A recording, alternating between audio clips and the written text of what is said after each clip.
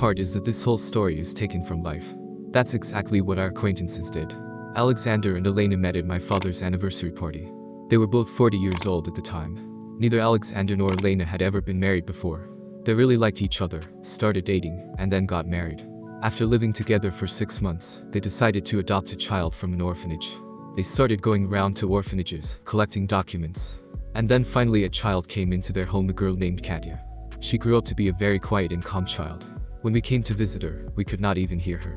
When she was little, she lay quietly in her crib and sucked on a pacifier, and when she grew up, she could play with her toys for hours in peace. And then the girl grew up.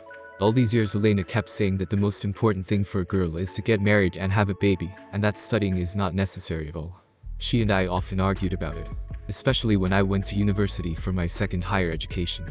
Lena often told me that I would remain an old maid. After all, it was not time for me to study, but to have children a long time ago. She brought up her Katya with the firm belief that the most important thing for a woman is to get married and have children.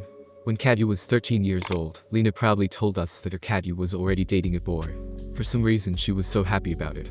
But after 2 years there was nothing to be happy about. Katya was doing very poorly in school, skipping school, constantly running off to go out with boys. She started stealing money and gold jewelry from home. A year later it got even worse. Lena even let Katya sleep over at the boy she was dating. Then Katya started smoking, and often came home drunk. Alexander and Lena realized what they had done. They tried to fix it, but time was running out and they failed. Katya did what she wanted, and was completely out of control.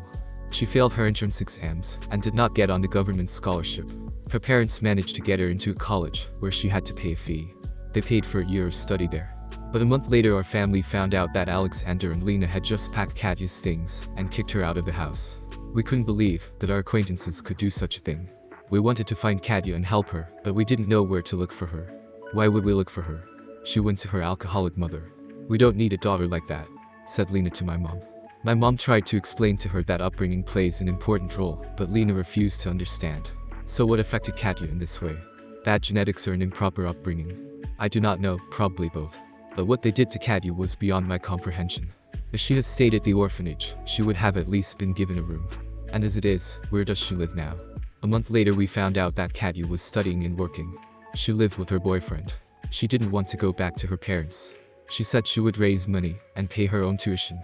We decided to help her in any way we could. But her foster parents gave up on her. Once and for all. They played with her and threw her out on the street like a boring toy. How could they do that?